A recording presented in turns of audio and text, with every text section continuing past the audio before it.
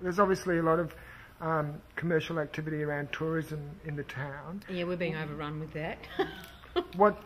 Can you tell us a little bit about the community here? The community here, yeah. Yeah, and we have a hall up at the recreation reserve, which is up the other end of the street. It's not on the main road, and that is the town hall, which is used each week with playgroup, family daycare. I think there's a kids gym there as well. Yeah. That's the only regular use of the building. Yeah. Or maybe daycare, did I say that? Yeah. You're editing this. Yeah, no, that's okay, yeah. And then down on the foreshore we have the surf club, which is a mega building which is also available for community use, but at a price. Yeah. And lots of community functions are held there. Yeah. What sort of things? The surf club will run film nights in the summer. Yeah. Any balls. Yeah. That sort of thing. 21st, weddings. Yeah. So tell me your story. I would have had a makeup artist if I was knowing this was going to happen, David. Over here the light's better. What about if I sit on here so I can relax? That's right, you can sit on the school thing. Yeah. Right. So tell me your story. Not how you came to town, but how you walked into here as part of the craft group, is that right? Tell me that bit, and then how it moved on from there and what the hall was like. Okay, well the hall was sort of open 3 or 4 days a year, depending on who from the Historical Society was prepared to come down and man it. A couple of us approached the Historical Society and said, would you be in favour of a craft shop running out of here to get the place open, and we paid rent and we would sell local people's work? And they jumped at it. The president was just gorgeous. Sadly, he's no longer with us. And he rang me up and just said, fantastic. So we started up on the stage. We had our shop sitting up here, and people would come through the side door. That was the only way in. Yeah. Mm-hmm. And we started up there, and we had a till down here, and everyone would... Our things are up there. We kept it separate from the museum.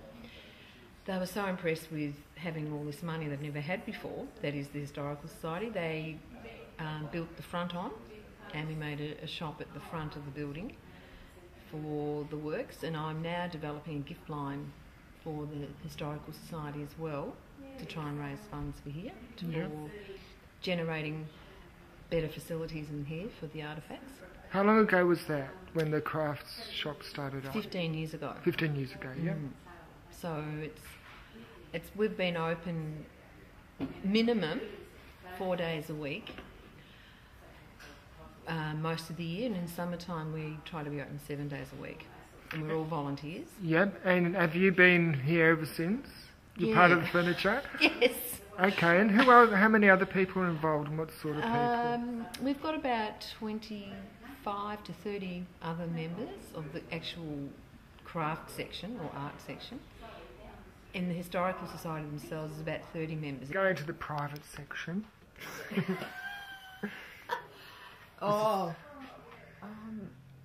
I know there's a kitchen. This is where we can make cups of tea and wash up. And there's a meeting room at the back too.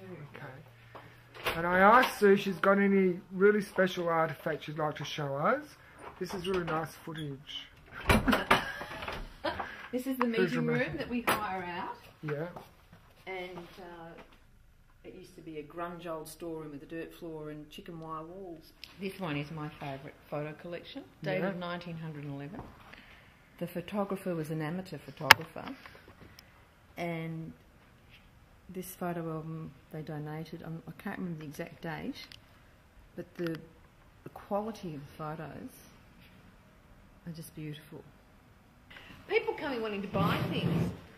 It's like a shop counter here, but my attention was drawn to these gorgeous slippers that seem to be made out of grass or something.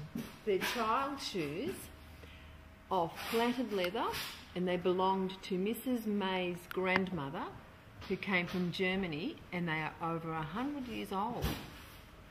There's a nice mirror. You get a very artistic shot of the filmmaker working.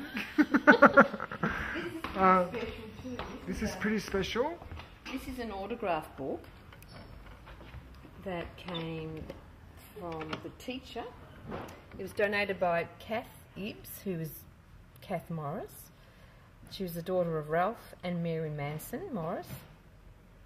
Mary Manson was a teacher at Newfield and Cowleys Creek schools, 1914 to 1918. And this book has got, it was only donated last year, autographs of different people that went to school at Newfield School during that period of 1914 to 1918. And during the First World War. Yeah. It's a beautiful leather cover. A lot of Aboriginal people used to go to Timburn each year to pick fruit. I've only just learnt that this week. Okay. But in this cabinet is, it's locked, I don't know where the key is. There's lots of the stone tools that were used by local Aboriginal people, because they come down here for the summer and live in middens up in the cliffs. What's really important is that the collection in this museum is the work of many, many people, many, many members of the Heytesbury District Historical Society that have collected for years, and it's up to us now to carry on looking after the artefacts that they've collected over a long period of time. So I hope you enjoy looking at it all.